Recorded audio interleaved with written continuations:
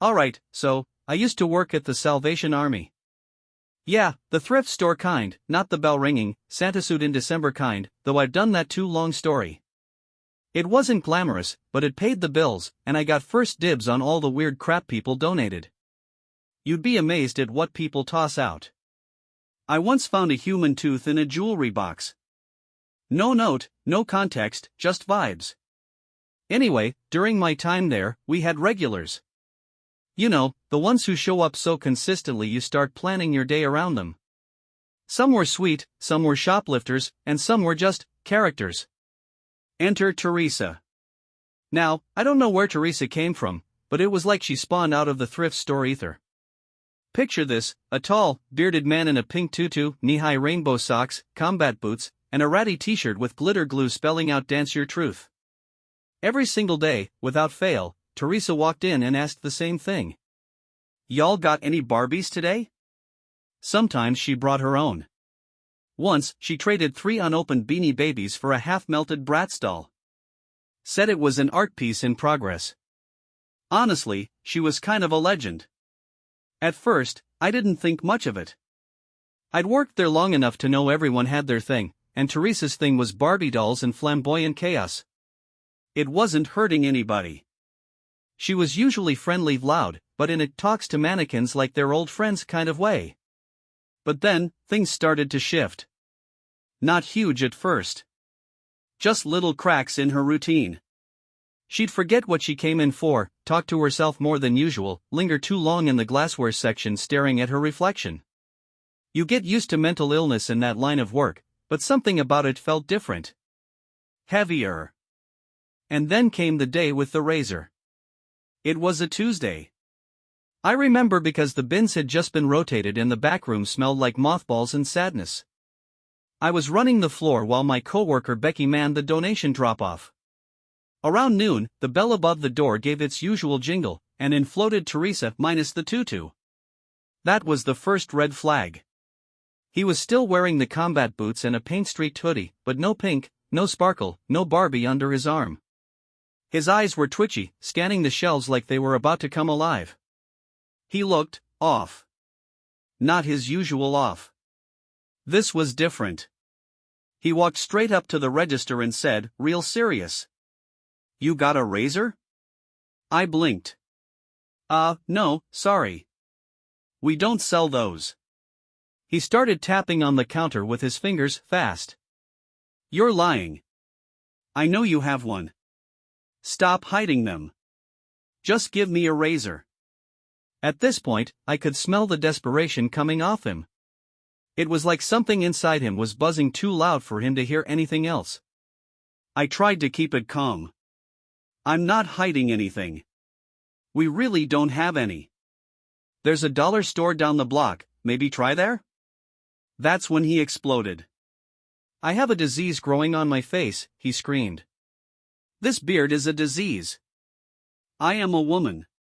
You don't understand." And just like that, the whole store froze. Customers looked up from their dusty romance novels and chipped mugs. Becky poked her head out from the back. My manager, Chris, was out on his smoke break, so I was the adult in the room. Lucky me. Teresa kept shouting, louder and wilder, tears forming in his eyes. "You don't know what it's like to have a disease on your face. I need a razor. Just give me a razor." And in that moment, when everything felt like it was about to snap, a new character entered the chaos like a scene from a fever dream. An elderly Italian woman, maybe 5 feet tall with the strength of 100 nanas, marched out from behind a clothing rack, waving a wooden spoon. Yes. A wooden spoon.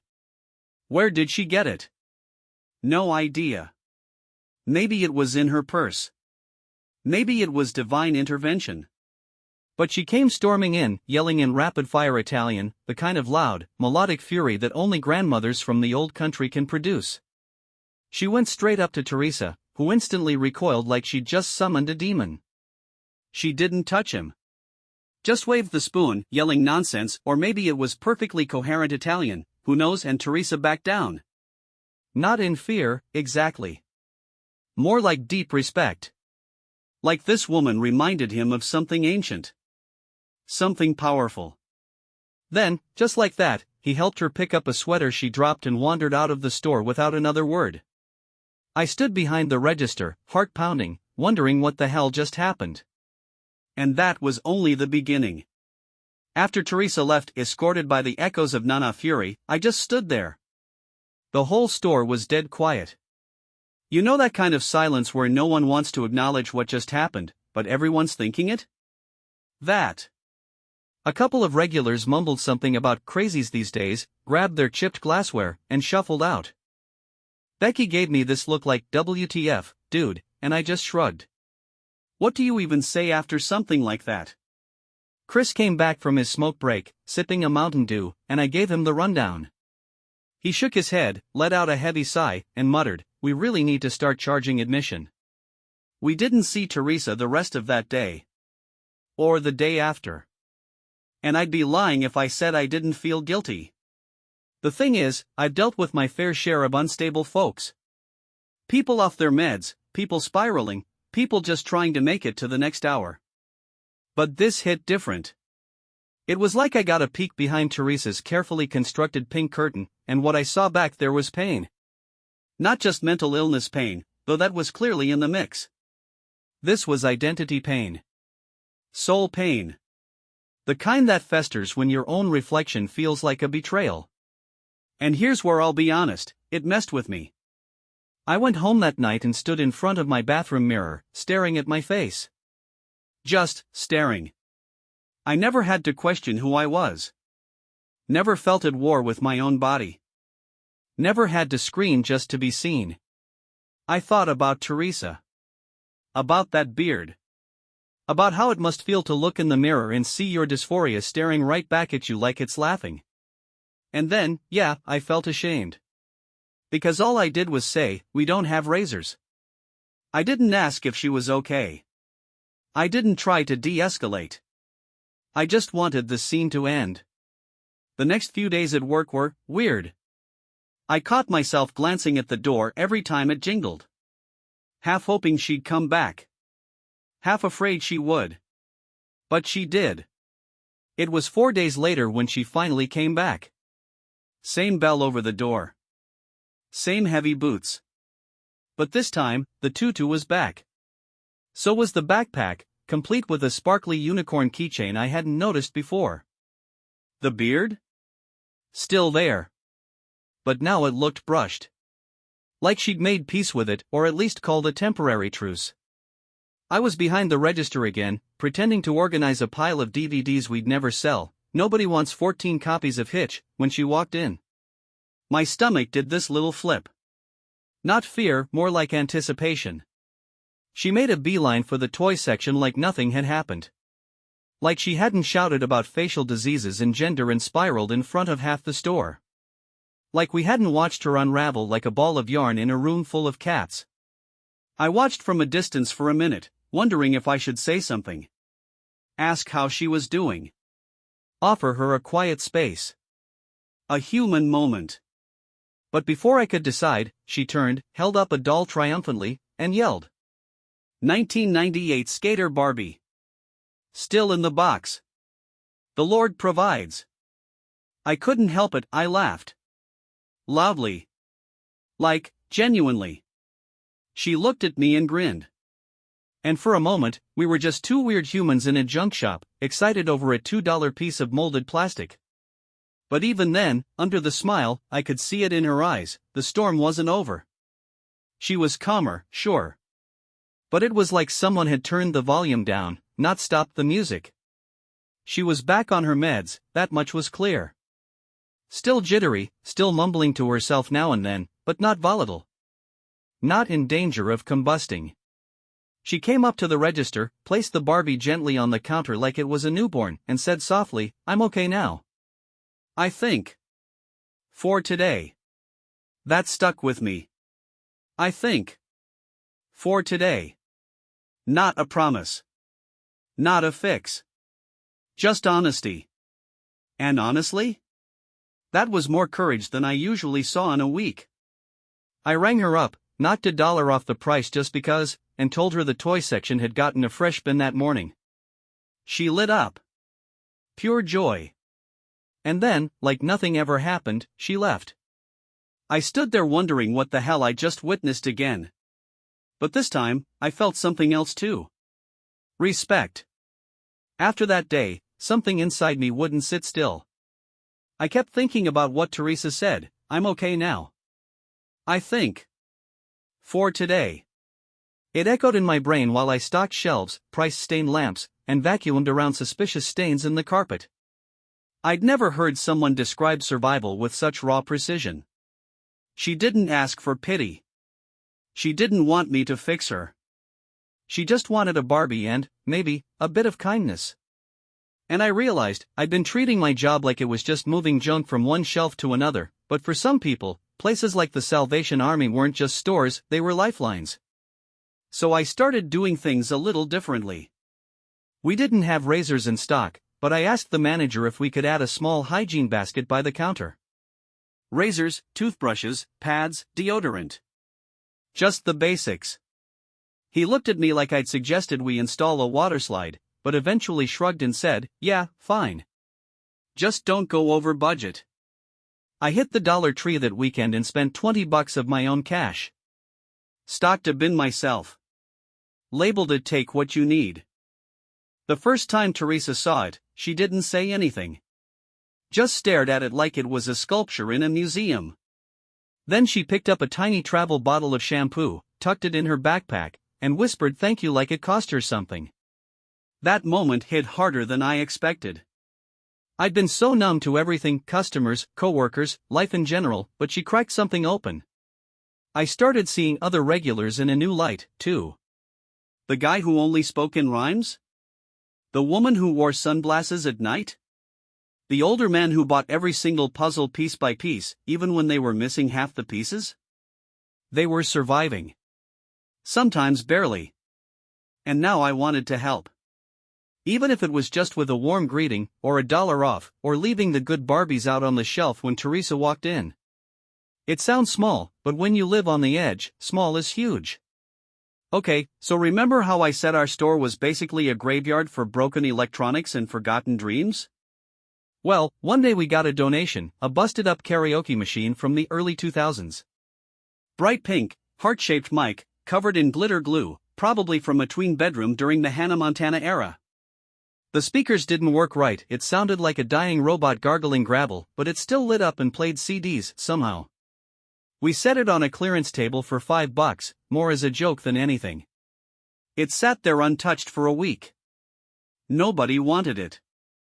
Then one afternoon, Teresa walked in, clocked it from the door, and let out this gasp like she'd just seen a long-lost lover. Oh my God, she said, practically running to it. This is it. This is the one. I had this exact one in 2007. I thought it was gone forever. I didn't even try to play it cool. It's all yours. I'll knock it down to $3. Fair warning, it sounds like trash. She didn't care. She was already fumbling through her bag for crumpled bills. But here's the thing, after she bought it, she didn't leave.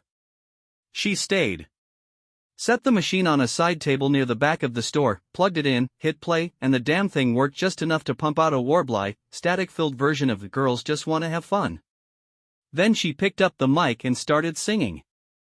Off-key. Loud. With everything she had. Customers paused mid-browse. Becky froze with a donation bag in hand. Even Chris poked his head out of the back room like a prairie dog. It should have been weird. Embarrassing. A total cringe fest. But it wasn't. It was pure. Teresa twirled in her tutu, beard and all, belting lyrics into a broken mic like she was headlining Coachella. She didn't care who watched. She was joy. Just for that moment. And no one stopped her. Not even the grumpy old guy who always complained about the freaks. He just stared, shook his head once, and kept flipping through VHS tapes. When the song ended, Teresa did a dramatic bow, clapped for herself, unplugged the machine, and said, "Okay. That was for the 8-year-old me. She deserved that."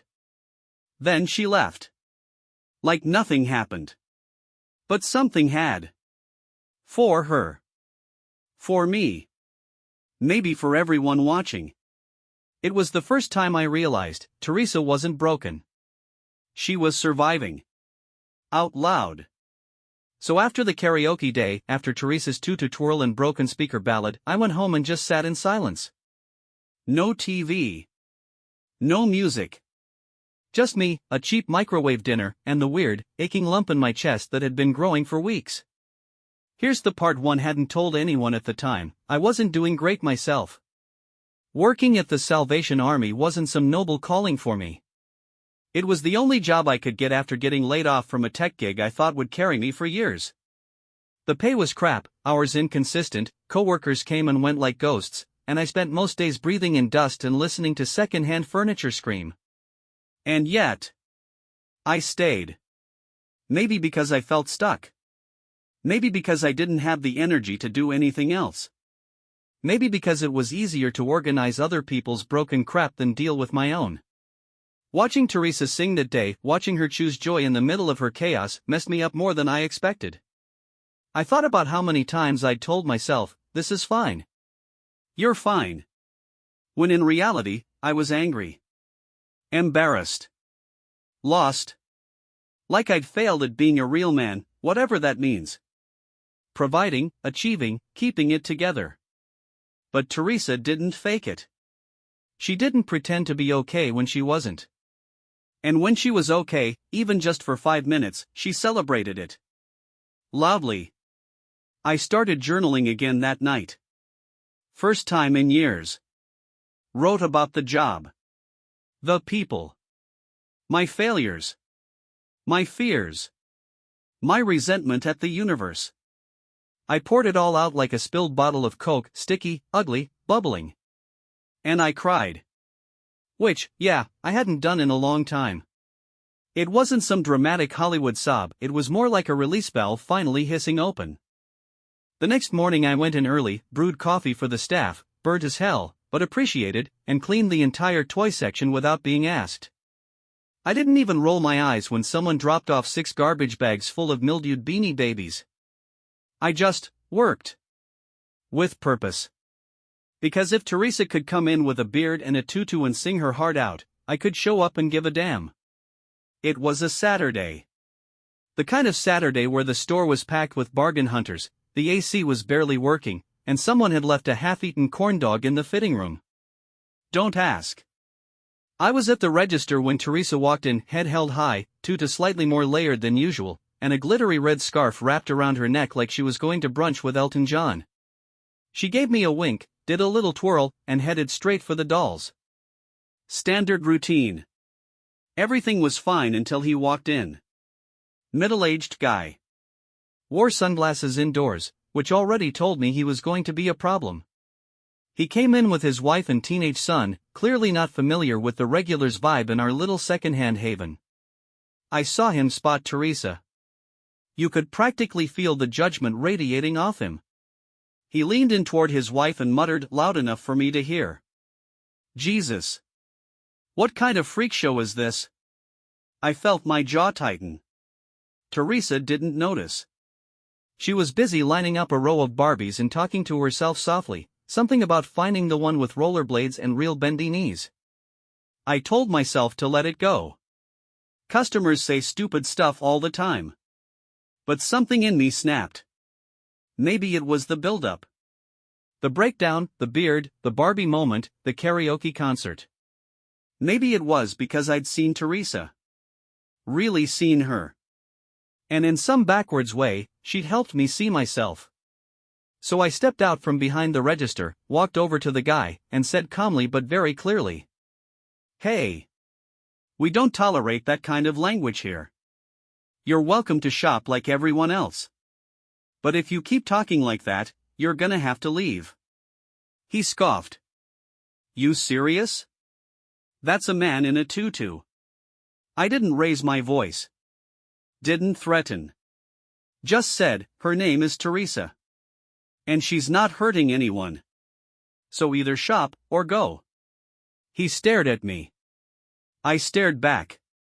His wife nudged him. His son looked embarrassed. And after a few seconds, he muttered something I couldn't hear and walked out, family trailing behind him. I turned to check on Teresa. She was still browsing. Still humming. Oblivious, thank God. But I stood there for a minute, heart pounding, hands clenched, adrenaline buzzing through my bones. That was the first time I'd stood up for her like that. Really stood up for anyone outside of my circle. And yeah, it felt good. Righteous. But it also made me realize something kind of sobering. A lot of people see kindness as optional. Conditional. But it's not. Not in this world. Not when people like Teresa are out here fighting a war just to exist. A few days after the customer incident, Teresa came in just before closing. The store was quiet, only one other shopper in the back poking through a box of tangled Christmas lights in April. She didn't head to the toy section like usual. Instead, she walked up to the counter with this tiny, scuffed-up Barbie in her hand. Missing an arm. Hair half melted, maybe from a curling iron incident. Definitely not collector-worthy. She placed it on the counter and said, "This one's me." I laughed a little, assuming it was a joke. Because she's missing an arm or because of the janky haircut? She didn't smile. I looked closer. Then she said, because she used to be someone else. And now she's not sure who she is, but she's still standing. I didn't know what to say to that. My throat tightened in that way it does when someone gets too real too fast and you're not sure if you're supposed to hug them or just stand there like an idiot. She asked if I could sit with her outside for a minute. Store was nearly closed, and I figured, yeah, why not? So we sat on the old wooden bench out front, the one that creaked like it had secrets. She lit a cigarette with shaky hands and stared out at the parking lot like it held all the answers. Then she just started talking. She told me about her first therapist, the one who told her she just needed a strong male role model. About how she'd been kicked out of 3 different shelters because other residents didn't feel comfortable. About how she'd once shaved her entire body with a plastic butter knife from a fast food joint, just to feel like herself for a few hours. About how sometimes, when the meds stopped working, she'd forget who she was supposed to be. She wasn't crying. Not really. Her eyes just glistened a bit in the streetlight glow.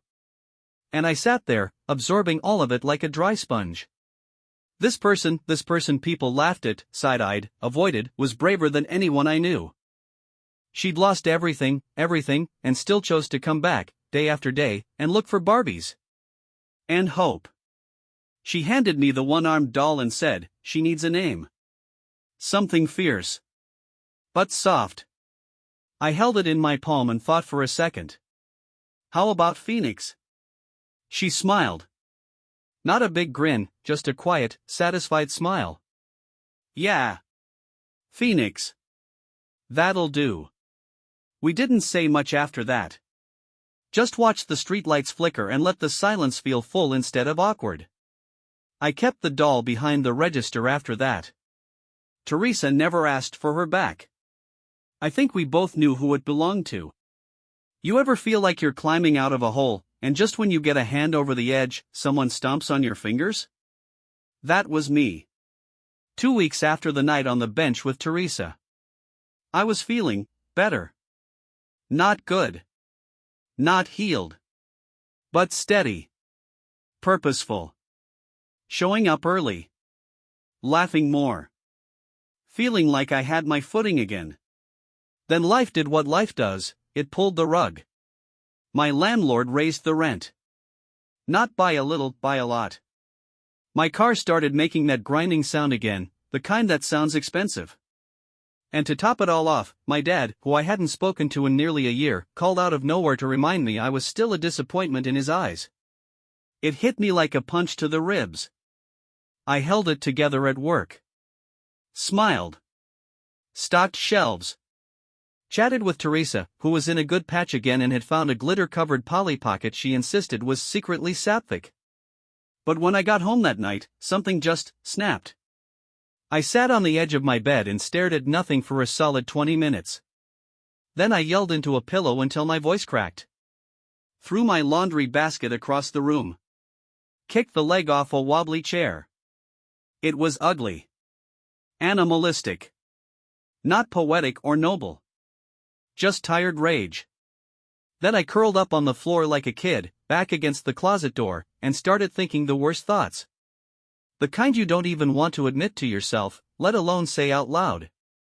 That's when the image popped into my head, Teresa, holding that one-armed Barbie. Saying, she used to be someone else. And now she's not sure who she is, but she's still standing. Still standing.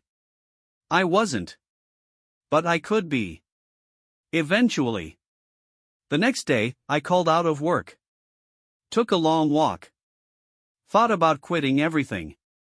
Moving. Disappearing. But instead, I bought a pack of post-it notes.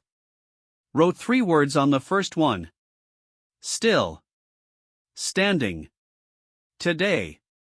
Stuck it to my mirror. I've written that on a new one every day since. Some days it feels like a lie. But most days, it feels like a choice. It wasn't like Teresa to miss a day. Even when she was spiraling or had clearly been off her meds, she still made it to the store. Sometimes for the Barbies. Sometimes for the quiet. Always for something, even if it was just a few minutes of peace. But then, one morning, she didn't show up. Then the next day. And the next. At first, I figured maybe she was just taking a break. I didn't push it. People need time. Especially people who've fought battles I can't even imagine. But after a week, something started to feel off. I asked around, no one had seen her. No one knew where she went. The regulars who used to share stories about her wild antics in the aisles had nothing new to say. Becky thought maybe she'd finally hit a breaking point, that she'd just disappeared back into the chaos of whatever was going on in her life. I hated the thought. I hated that I couldn't fix it. That all I could do was look at the empty spot where she used to stand by the toy section, humming to herself. One day, I sat outside on the bench, the one where we'd talked about Phoenix. I don't even know why. I guess I thought if I sat there long enough, she might show up, tutu and all, like nothing had happened. But she didn't. I didn't know how long I sat there, long enough for the sun to dip below the horizon, long enough for the streetlights to flicker to life, but when I finally got up, I felt a strange calm. A quiet resignation. I'd done what I could. I'd seen her. Really seen her. I had offered what I could. And I had tried, in my way, to show her the kind of kindness I thought she deserved. Maybe it wasn't enough. Maybe she needed something I couldn't give her. I wasn't sure. I still don't know. The next day, a small package showed up behind the register. No note. Just a Barbie, one with a torn dress, hair matted but still beautiful. A well-loved doll. I put it behind the counter next to Phoenix. And for the first time in weeks, I let myself feel the quiet. The kind that isn't empty. The kind that's full of all the things you've learned, even if it's not easy to admit. I didn't know if I'd ever see Teresa again. But I was okay. I was still standing. It's funny how life works. You think you're just passing through, doing what you've got to do, waiting for the next big thing to hit. But sometimes, the biggest shifts come when you least expect them. A few months after Teresa disappeared, I realized something. I was okay. Maybe not perfect, but okay. I had my moments, of course. Days where the world felt too heavy or where the weight of old wounds would press in. I still hated the hole my dad left, still didn't know what the hell I was supposed to be doing with my life. But I'd started picking up the pieces. Slowly. Methodically. Like I was putting together a puzzle without the box to guide me. I got a new job, nothing glamorous, just a small office gig. And it wasn't like the tech world I'd left behind, but it gave me space. Space to think. Space to breathe. And I made friends there, people who were just as lost, just as human, as I was. But that was okay. We were all still standing, in one way or another. And sometimes, I would find myself thinking about Teresa. Not the weird, judgmental thoughts I had when I first saw her, but the image of her in her tutu, singing into that broken karaoke machine, turning her pain into something beautiful. She might have been a mess, hell, we all were in our own way, but she taught me something. That it's okay to not be okay. That showing up, even when the world feels like it's falling apart, is what matters. Maybe that's why she gave me that Barbie. The one I still keep behind the counter.